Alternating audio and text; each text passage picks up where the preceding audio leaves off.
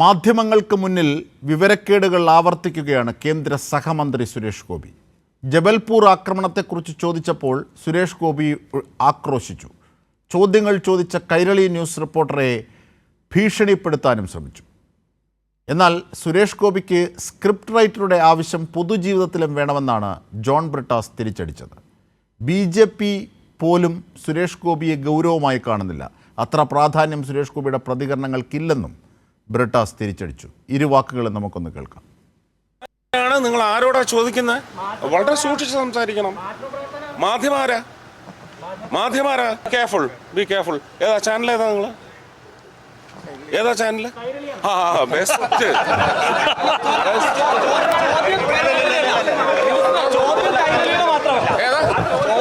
സൗകര്യമല്ല പറയാൻ.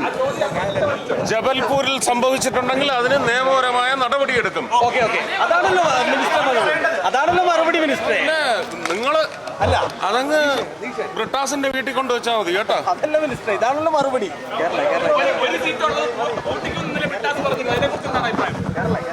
അതിന് വേറൊരു അക്ഷരം മാറ്റണം അതിനകത്ത്. അല്ല, എനിക്കിപ്പം നിങ്ങൾ എൻ്റെ വീട്ടിൽ വന്ന് ചോദിക്കുന്നതിന് എനിക്ക് ബുദ്ധിമുട്ടൊന്നുമില്ല. ഇപ്പം സുരേഷ് ഗോപി എൻ്റെ ശത്രുവൊന്നുമല്ല. അദ്ദേഹം ഒരു രാഷ്ട്രീയ പ്രതിയോഗി മാത്രം. അദ്ദേഹം ശത്രുവായി കാണുന്ന പോലെയാണ് പെരുമാറുന്നത്. അല്ല, ഇന്നലെ കഴിഞ്ഞ ദിവസം പാർലമെൻറ്റിൽ ഞാനിതെല്ലാം ഉന്നയിച്ച ശേഷം പുറത്തിറങ്ങിയിട്ട് വളരെ ഊഷ്മളതയോട് കൂടിയിട്ട് അദ്ദേഹം എന്നോട് സംസാരിക്കുകയും പെരുമാറുകയും ചെയ്തിരുന്നു. എനിക്ക് തോന്നുന്നു അദ്ദേഹം ഒരു നടനകലയിലുള്ള ഒരു വൈഭവം അദ്ദേഹം പ്രകടിപ്പിക്കുന്നതായിരിക്കാം. അദ്ദേഹത്തിന് ഭയങ്കരമായ ഒരു വീര്യമുണ്ട്, അല്ലെങ്കിൽ ഉഷിരുണ്ടെന്നൊക്കെ തോന്നിപ്പിക്കുന്നതായിരിക്കും. പക്ഷേ എനിക്ക് എൻ്റെ മിത്രമായിട്ടുള്ള സുരേഷ് ഗോപിയോട് പറയാനുള്ളത്, രാഷ്ട്രീയത്തിലും ഒരു സ്ക്രിപ്റ്റ് റൈറ്ററുടെ ആവശ്യം മൂപ്പർക്കുണ്ട്. പക്ഷേ ആ മിത്രം ഇന്ന് കൊച്ചിയിൽ വളരെ മോശമായിട്ടാണ് മാധ്യമപ്രവർത്തകരുടെ ചോദിച്ച മാധ്യമങ്ങളെ ആക്ഷേപിക്കുക, അതുപോലെ താങ്കളെ ആക്ഷേപിക്കുക. യഥാർത്ഥത്തിൽ ഒരു ഉത്തരവാദപ്പെട്ട പദവിയിലിരിക്കുന്ന ആളിൽ നിന്ന് ചേരുന്നതാണോ? വീട്ടിൽ പോയി ചോദിച്ചാൽ മതി എന്നൊക്കെ തരത്തിലൊക്കെ പ്രതികരിക്കുക. ഞാനെപ്പോഴും പറഞ്ഞൊരു കാര്യമുണ്ട്, സുരേഷ് ഗോപി പറയുന്നതിനെ നമ്മൾ സീരിയസ് ആയി എടുക്കരുത്. സുരേഷ് ഗോപി പറയുന്നതിനെ സുരേഷ് ഗോപി പോലും സീരിയസ് ആയി എടുക്കുന്നില്ല. സുരേഷ് ഗോപിയുടെ പാർട്ടി പോലും സീരിയസ് ആയി എടുക്കുന്നില്ല. സുരേഷ് ഗോപി ഏത് പാർട്ടിയിലാണെന്നുള്ള കാര്യം സുരേഷ് ഗോപിക്ക് അറിയില്ല. BJPക്ക് സംശയമുണ്ട്. അങ്ങനെ ഒരു വ്യക്തി പറയുന്ന കാര്യത്തിൻ്റെ ഓരോ സൂക്ഷ്മതലങ്ങളും നമ്മൾ വിലയിരുത്തി അതിനെ നമ്മൾ എന്താ പറയുക, തൂക്കി നോക്കുന്നതിൽ അർത്ഥമില്ല. പക്ഷേ എനിക്കൊരു അഭ്യർത്ഥനയുണ്ട്. അതായത് കാലിക രാഷ്ട്രീയത്തെക്കുറിച്ച് ജനപ്രതികൾ സംസാരിക്കുമ്പോൾ കുറേയും കൂടി സഭ്യമായിട്ട് അദ്ദേഹത്തിന് വേണേൽ അതിനോട് പ്രതികരിക്കാം. പക്ഷേ അദ്ദേഹത്തിന് ഞാൻ കുറ്റം പറയില്ല. എന്താ കാരണം വെച്ചാൽ അദ്ദേഹം ദീർഘകാലം ഒരു സ്ക്രിപ്റ്റ് റൈറ്ററുടെ ഒരു സഹായത്തോടു കൂടിയിട്ടാണ് അദ്ദേഹം വിരാജിച്ചത്. അദ്ദേഹത്തിൻ്റെ സിനിമാ നടനെന്നുള്ള പരിവേഷമാണ് അദ്ദേഹത്തെ വിജയിക്കാൻ തന്നെ പ്രേരിപ്പിച്ചത്, അല്ലെങ്കിൽ അതിന് സഹായകരമായത്. അപ്പോൾ BJP അല്ലെങ്കിൽ ഇപ്പം രാജീവ് ചന്ദ്രശേഖരൻ വന്നിട്ടുണ്ട്, അദ്ദേഹത്തിന് കൃത്യമായിട്ട് ഈ മീഡിയയുടെ ഇതിവൃത്തങ്ങളൊക്കെ അറിയാം. അപ്പോൾ അദ്ദേഹം തന്നെ മുൻകൈ എടുത്തിട്ട് ഈ രാഷ്ട്രീയത്തിലും ഒരു സ്ക്രിപ്റ്റ് റൈറ്ററെ സുരേഷ് ഗോപിക്ക് ഉണ്ടാക്കാൻ വേണ്ടിയിട്ട് അല്ലെങ്കിൽ പ്രദാനം ചെയ്യാൻ വേണ്ടിയിട്ട് ശ്രമിക്കണം.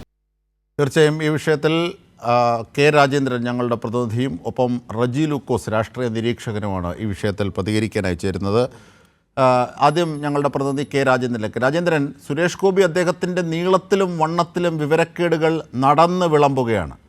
രാജ്യസഭയിൽ ജോൺ ബ്രിട്ടാസ് വളരെ രാഷ്ട്രീയമായി സുരേഷ് ഗോപി അടക്കം BJPയെ ആക്രമിച്ച സാഹചര്യത്തിൽ അതിൻ്റെ കലിപ്പുമായി പുറത്തിറങ്ങി ഇങ്ങനെ സംസാരിക്കുകയാണ്. വിവരക്കേട് ആർട്ടിക്കിൾ 19 അടിസ്ഥാനത്തിലാണ്, ഫ്രീഡം ഓഫ് എക്സ്പ്രഷൻ്റെ അടിസ്ഥാനത്തിലാണ് മാധ്യമങ്ങൾ പ്രവർത്തിക്കുന്നത്. ആ മാധ്യമപ്രവർത്തകരോട് കൈരളി ന്യൂസിനോട് ചോദിക്കുകയാണ്, എന്തിൻ്റെ അടിസ്ഥാനത്തിലാണ് തന്നോട് ചോദ്യം ചോദിക്കുന്നത്? താൻ ആരാണെന്ന് നിങ്ങൾക്കറിയില്ലേ എന്ന് അദ്ദേഹം തന്നെ പറയുകയാണ്. ഒരു ക്യാബിനറ്റ് പദവി പോലും ഇല്ലാത്ത കേന്ദ്ര സഹമന്ത്രിയാണ്. എങ്കിൽ പോലും അങ്ങനെ പറയുകയാണ്, തട്ടിക്കയറുകയാണ്. ബ്രിട്ടാസിനോട് അൺപാർലമെൻ്ററിയായി വീട്ടിൽ പോയി പറഞ്ഞാൽ മതിയെന്ന്. ഇങ്ങനെയൊക്കെയാണോ പൊതുപ്രവർത്തകർ പുതുതലമുറയ്ക്കടക്കം സന്ദേശം നൽകേണ്ടത്? അങ്ങനെ ഒരു വശം കൂടിയില്ലേ? ഇതിനെ ആ അർത്ഥത്തിൽ ഒന്ന് വിലയിരുത്തിയാൽ രാജേന്ദ്രൻ. അല്ല, തീർച്ചയായിട്ടും ഇതുണ്ട്. നമ്മൾ മനസ്സിലാക്കേണ്ടത്, ഇന്നേ വരെ ഒരു വാർത്താ സമ്മേളനം പോലും നടത്താത്ത ഒരു നേതാവാണ് ഇന്ത്യയുടെ പ്രധാനമന്ത്രി. ഒരു വാർത്താ സമ്മേളനം പോലും നടത്താത്ത ഒരു നേതാവാണ് ഇന്ത്യയുടെ പ്രധാനമന്ത്രി. നമ്മുടെ പ്രധാനമന്ത്രി നരേന്ദ്രമോദി ഒരിക്കൽ പോലും പ്രധാനമന്ത്രി ആയതിനു ശേഷം വാർത്താ സമ്മേളനം പോലും നടത്തില്ല എന്ന് പറഞ്ഞാൽ അറിയാമല്ലോ. അതിൻ്റെ കാരണം ഇഷ്ടമല്ലാത്ത ചോദ്യങ്ങളെ അഭിമുഖീകരിക്കാൻ തയ്യാറല്ല, ധൈര്യമില്ലാതാണ്. ഇഷ്ടമല്ലാത്ത ചോദ്യങ്ങളെ അഭിമുഖീകരിക്കാൻ തയ്യാറല്ല. അതാണ് അതിൻ്റെ അടിസ്ഥാന കാരണം. ഇതാണ് ഇതാണ് ഈ ഒരു സംഘപരിവാറിൻ്റെ ഒരു അടിസ്ഥാന രാഷ്ട്രീയം പറഞ്ഞാൽ ഇതാണ്. ഇപ്പോൾ നരേന്ദ്രമോദി ഒരു പത്രസമ്മേളനം നടത്തി കഴിഞ്ഞാൽ സ്വാഭാവികമായിട്ടും അദ്ദേഹത്തിന് ഇഷ്ടമില്ലാത്ത കുറേ ചോദ്യങ്ങൾ വരും. അപ്പോൾ അതിന് മറുപടി പറയാൻ തയ്യാറല്ല. കാരണം അതിനൊന്നും മറുപടിയില്ല. ഇത് തന്നെയാണ് സുരേഷ് ഗോപിയെ സംബന്ധിച്ച് ഇന്ന് ചോദിച്ചൊരു ചോദ്യം പറഞ്ഞു. നമ്മുടെ കൊച്ചിയിലെ ലേഖകനായി ഉമേഷാണ് ആ ചോദ്യം ചോദിച്ചത്. ആ ചോദ്യത്തിന് സുരേഷ് ഗോപിക്ക് എന്നല്ല സംഘപരിവാറിനൊരു മറുപടിയും ഇല്ല. കാരണം എന്താ വെച്ചാൽ ജബൽപൂരിൽ വളരെ ക്രൂരമായ രീതിയിൽ ക്രിസ്തു മതവിശ്വാസികൾ വേട്ടയാടപ്പെട്ടു. സംഘപരിവാർ ഭരിക്കുന്ന ഈ ഒരു കാലത്ത് ഈ ക്രിസ്ത്യൻ ന്യൂനപക്ഷങ്ങൾക്ക് എന്ത് സംരക്ഷണം ലഭിക്കും? അതാണ് ആ ചോദ്യം. അപ്പോൾ ആ ചോദ്യത്തിന് സുരേഷ് ഗോപിയുടെ പക്കൽ മറുപടിയില്ല. ആ ചോദ്യത്തിന് സുരേഷ് ഗോപിയുടെ പക്കൽ എന്നല്ല, ഈ RSSൻ്റെയോ BJPയുടെയോ കേന്ദ്ര സർക്കാരിൻ്റെയോ ഒന്നും പക്കൽ മറുപടിയില്ല. കാരണം നൂറുകണക്കിന് ആരാധനാലയങ്ങളാണ്, ഈ ക്രിസ്ത്യൻ ആരാധനാലയങ്ങളാണ് ആക്രമിക്കപ്പെടുന്നത്. ഈ ഇപ്പോൾ ജാർഖണ്ഡ് ആയാലും ഛത്തീസ്ഗഡ് ആയാലും ഒറീസ ആയാലും അവിടെയെല്ലാം തന്നെ പള്ളികൾക്ക് നേരെ നിരന്തര ആക്രമണങ്ങൾ നടക്കുന്നു. എന്തെങ്കിലും രീതിയിലുള്ള മതസംബന്ധമായ അവകാശങ്ങൾ വിനിയോഗിക്കാൻ ശ്രമിച്ചു കഴിഞ്ഞാൽ അത് മതപരിവർത്തനമാണെന്ന് വ്യാഖ്യാനിക്കപ്പെടുന്നു. മതപരിവർത്തനം തടയുക എന്ന പേരിൽ വളരെ ക്രൂരമായ നിയമങ്ങൾ കൊണ്ടുവരുന്നു. കാരണം ഒരാൾക്ക് സ്വമേധയാ ക്രിസ്തു മതത്തിലേക്കോ മുസ്ലിം മതത്തിലേക്കോ മാറാൻ ഒരാൾ സന്നദ്ധനാണെങ്കിൽ അവർക്ക് വിഘാതമാവുന്ന ഒട്ടേറെ നിയമങ്ങൾ കൊണ്ടുവരുന്നു. അവരെ അറസ്റ്റ് ചെയ്ത് ജയിലിലടയ്ക്കാം, അവർക്ക് ജാമ്യം ലഭിക്കില്ല. ഇത്തരത്തിലുള്ള ഒരുപാട് നിയമങ്ങളാണ് BJP സർക്കാരുകൾ കൊണ്ടുവരുന്നത്. ഇതാണ് യാഥാർത്ഥ്യം. ഇതിൻ്റെ പശ്ചാത്തലത്തിലാണ് ജബൽപൂരിലുണ്ടായ ഈ ഒരു ക്രിസ്ത്യൻ ന്യൂനപക്ഷങ്ങൾക്ക് നേരെയുണ്ടായ അതിക്രമത്തിന് മേൽ എന്ത് നടപടി കൈക്കൊള്ളുമെന്ന് ഒരു കേന്ദ്രമന്ത്രിയോട് ചോദിക്കുന്നത്. അദ്ദേഹം കേന്ദ്രമന്ത്രിയാണ്. അപ്പോൾ അതിന് മറുപടിയില്ല. അതിന് പകരമാണ് ഭീഷണിപ്പെടുത്തുക, അസഭ്യം പറയുക, ഇതെല്ലാം അദ്ദേഹം ചെയ്യുന്നത്. ഞാൻ പറഞ്ഞ പോലെ ഇത് സുരേഷ് ഗോപി എന്ന ഒരു വ്യക്തിയുടെ മാത്രം ഒരു സവിശേഷതയായി കാണാൻ പറ്റില്ല. അദ്ദേഹത്തിൻ്റെ രാഷ്ട്രീയ ഇപ്പോൾ K. സുരേന്ദ്രൻ തന്നെ പലതവണ നിങ്ങളെ കൈകാര്യം ചെയ്യുമെന്ന് പറഞ്ഞിട്ട് ചോദ്യം ചോദിച്ചു കഴിഞ്ഞാൽ നിങ്ങളെ കൈകാര്യം ചെയ്യും. അപ്പോൾ അത് ആ ഒരു രാഷ്ട്രീയ തീർച്ചയായും ആ പൊളിറ്റിക്കൽ ജീനാണ് നേരത്തെ രാജേന്ദ്രൻ സൂചിപ്പിച്ചതുപോലെ വാർത്താ സമ്മേളനങ്ങൾ അഭിമുഖീകരിക്കാത്ത മുമ്പ് ഗുജറാത്ത് മുഖ്യമന്ത്രിയായിരിക്കുന്ന ഘട്ടത്തിൽ പോലും വെള്ളം കുടിക്കണമെന്ന് പറഞ്ഞ് ക്യാമറ ഓഫ് ചെയ്തിട്ട് താൻ സംസാരിക്കാൻ തയ്യാറല്ല. ചോദ്യങ്ങൾ മാറിയപ്പോൾ പോയ ആളാണ് മോദി. അപ്പോൾ അങ്ങനെയുള്ള മോദിയുടെ പശ്ചാത്തലങ്ങൾ പരിശോധിക്കുമ്പോൾ ആ പൊളിറ്റിക്കൽ ജീനാണ് ഒരുപക്ഷെ സുരേഷ് ഗോപിയിലും ആ വിവരക്കേടിൻ്റെ മേമ്പൊടിയിൽ പ്രതിഫലിച്ചതെന്ന് പറയാം. പക്ഷേ കേരളത്തിൻ്റെ ഭൂമികയിൽ അത്തരം രീതികളുമായി നടന്നു പോകാനാകുമോ എന്നുള്ള ഒരു പ്രധാനപ്പെട്ട ചോദ്യമുണ്ട്. ഇവിടെ നോക്കൂ, അൺപാർലമെൻ്ററിയായി സംസാരിക്കുന്നു ജോൺ ബ്രിട്ടാസ് എന്ന MP പാർലമെൻറ്റിൽ രാജ്യസഭയിൽ ഉപരിസഭയിൽ പറഞ്ഞ കാര്യങ്ങൾ, ആ കാര്യങ്ങളിലുള്ള വൈരാഗ്യം അതിനെ ഈ വിധത്തിലാണ് പ്രതികരിക്കുന്നത്. നാട് നേരിടുന്ന പൊതുപ്രശ്നങ്ങളാണ് അവിടെ ഉന്നയിച്ചത്. അതിലുള്ള BJPയുടെ നടപടികളെ സംബന്ധിച്ചാണ് വിമർശിച്ചത്. അങ്ങനെ വിമർശിക്കുമ്പോൾ അത് സുരേഷ് ഗോപിക്ക് കൊള്ളേണ്ട കാര്യം എന്താണ്? അല്ലെങ്കിൽ അങ്ങനെ കൊണ്ടാൽ തന്നെ ഈ രീതിയിലാണോ പ്രതികരിക്കേണ്ടത്? ഇങ്ങനെയൊക്കെയുള്ള ചോദ്യങ്ങൾ അവിടെ ബാക്കിയല്ലേ? ജോൺ ബ്രിട്ടാസിനെ പോലെ ഒരു ജനപ്രതിനിധിയുടെ വീട്ടിൽ പോയി പറയൂന്ന്, വീട്ടിൽ പറയാനാണോ പൊതുപ്രവർത്തനം? രാജേന്ദ്രൻ,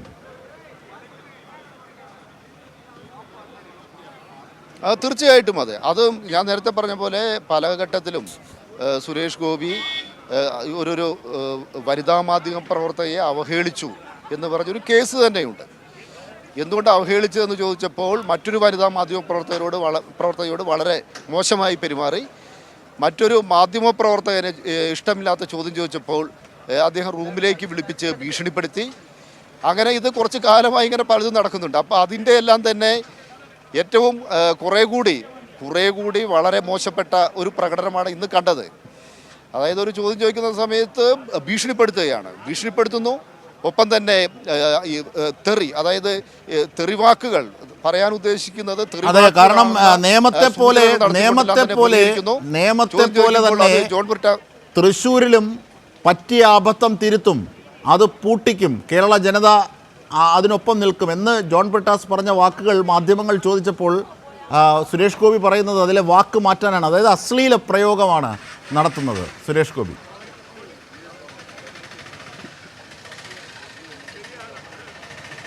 അതെ, തീർച്ചയായിട്ടും അത് BJP നേതൃത്വം തന്നെ. ഇതിനകത്ത് BJPക്കകത്തുള്ളൊരു വിഷയം എന്തെന്നാൽ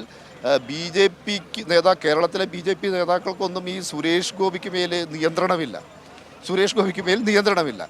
അപ്പോൾ സുരേഷ് ഗോപി അതിന് അദ്ദേഹത്തിൻ്റെ ഒരു ഭാഗമെന്തെന്ന് അദ്ദേഹം നൽകാൻ ശ്രമിക്കുന്ന ഒരു സന്ദേശം എന്തെന്നാൽ ഞാൻ മോദിയുടെ സ്വന്തം ആളാണ്, ഞാൻ മോദിയുടെ സ്ഥാനാർത്ഥിയാണ് എന്ന് ഒരു വശത്ത് അങ്ങനെ ഒരു സന്ദേശം നൽകുന്നു. അതോടൊപ്പം തന്നെ സ്വന്തം നിലയ്ക്ക് വോട്ട് നേടി ആ രീതിയിലെല്ലാം ജയിച്ച ഒരാളാണ്. ഇപ്പോൾ കോൺഗ്രസിൽ നിന്നെല്ലാം തന്നെ അവിടുന്ന് വോട്ട് പറഞ്ഞല്ലോ, കോൺഗ്രസിൽ നിന്നെല്ലാം തൃശ്ശൂരിൽ വോട്ട് മറിച്ചാണ് സുരേഷ് ഗോപി ജയിച്ചത്. അപ്പോൾ ആ രീതിയിലുള്ള ഒരു സന്ദേശം നൽകുന്നു. അപ്പോൾ അതുകൊണ്ട് തന്നെ കേരളത്തിലെ ഈ BJP നേതാക്കളെ സംബന്ധിച്ചിടത്തോളം അവർക്കിടയിലും സുരേഷ് ഗോപിയോട് വലിയ എതിർപ്പും കാര്യമൊക്കെ ഉണ്ട്. പക്ഷേ ഇതെല്ലാം പറയുന്ന സമയത്ത് തന്നെ ഈ മാധ്യമങ്ങളോടുള്ള BJPയുടെ ഒരു പൊതു സമീപനം എന്ന് പറഞ്ഞാൽ സുരേഷ് ഗോപി അവർക്ക് എതിർ ചോദ്യങ്ങളെ ഇഷ്ടമല്ല. BJP നേതാക്കൾക്കൊന്നും തന്നെ എതിർ ചോദ്യങ്ങളെ ഇഷ്ടമല്ല. അവർക്ക് ഇഷ്ടമില്ലാത്ത വാർത്തകൾ കൊടുത്ത് ഏതെങ്കിലും പത്രങ്ങൾ പ്രസിദ്ധീകരിച്ചു കഴിഞ്ഞാൽ അവിടെ റെയ്ഡ് നടത്തും, അവരെ വ്യക്തിപരമായ രീതിയിലെല്ലാം ടാർഗറ്റ് ചെയ്യും. അതാണ് ഈ മാധ്യമങ്ങളുടെ എല്ലാം തന്നെ ഒരു പൊതുസമയം. നമ്മൾ അതിൽ എങ്ങോട്ടും പോകണ്ട. ഈ സുരേഷ് ഗോപിക്കോടെ എല്ലാം തന്നെ മുഖത്ത് നോക്കി നമ്മുടെ ലേഖകൻ ഉമേഷ് ചോദിച്ചതുപോലുള്ള ചോദ്യം ചോദിക്കാൻ കേരളത്തിലെ എത്ര പത്രക്കാർക്ക് ധൈര്യമുണ്ട്? അതാണ് നമ്മുടെ BJP നേതാക്കളുടെ കാര്യം തന്നെ എടുക്കാം. സുരേന്ദ്രൻ, V മുരളീധരൻ, അവരൊക്കെ ഈ പത്രസമ്മേളനം കാണുന്ന സമയത്ത് അവർക്ക് ഇഷ്ടമില്ലാത്ത ചോദ്യങ്ങൾ എത്ര പേര് ചോദിക്കുന്നുണ്ട്. ആ മാധ്യമ സ്ഥാപനങ്ങളുടെ ഇന്നത്തെ ഒരു പൊതു നിലപാടാണ്. അതും അടിവരയിടേണ്ട ഒന്ന് തന്നെയാണ്. തീർച്ചയായും ഞാൻ കെ രാജേന്ദ്രൻ, ഞാൻ തിരിച്ചെത്താം.